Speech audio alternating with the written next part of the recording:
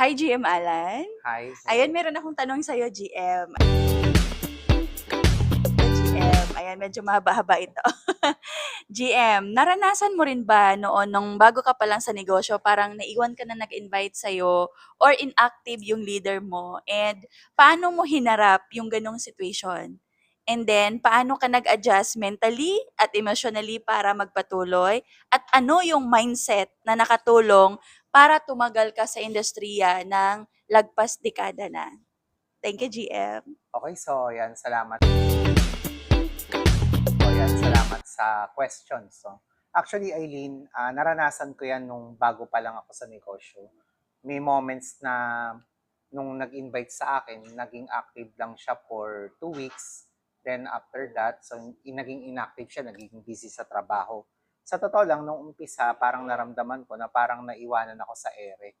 Akala ko kapag nandyan yung leader mo, ganado ka na magtrabaho, tapos tutulungan ka. Pero alam mo, habang tumatagal, nagkaroon ako ng realization na hindi pala dapat na tao yung nagiging foundation mo sa business. Yes.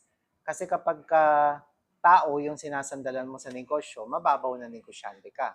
So una, dapat si Lord yung foundation mo sa business. Yes. Kasi ang tao pwedeng magbago, ang tao pwedeng magkasakit, or Correct. pwedeng may iba na talaga ding gawin, or huminto. Pero kapag alam mo yung purpose mo na dinala ka ni Lord sa business, with purpose din talaga na para ma-change yung character mo, magkaroon ka talaga ng financial breakthrough. So doon mo marirealize, hindi ka nilagay sa negosyo for certain purpose lang na para kumita lang. Merong specific siyang ginawa sa'yo para ma-mold ka at makatulong ka sa maraming tao. Then, pangalawa, natutunan ko ring i-appreciate yung mga bagay na wala naman ito nung nasa employment ako. Siyempre, Yes.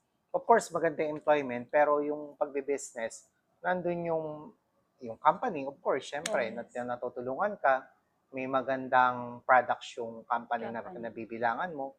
Bukod doon, yung mga trainings, and of course, siyempre, yung mga benefits, privileges, like katulad ngayon, Yes. siyempre, di ba? Meron tayong gym, o di, Yes, meron tayong correct. VIP. Mm. So, libre yung mga drinks. And Yeah. at the same time, nandun yung ganda ng serbisyo na naibibigay sa atin Correct. na makakatulong ka rin dun sa customer. So, syempre, hindi lang yung tao yung sasandalan mo, of course, si Lord, yung company, and pangatlo, syempre, yung system. So, syempre, mapapakinabangan mo naman, gaganda naman yung finances mo din kapag may sistema ka din ng personal. Nandun yung disiplina mo sa sarili mo bilang Yes. negosyante,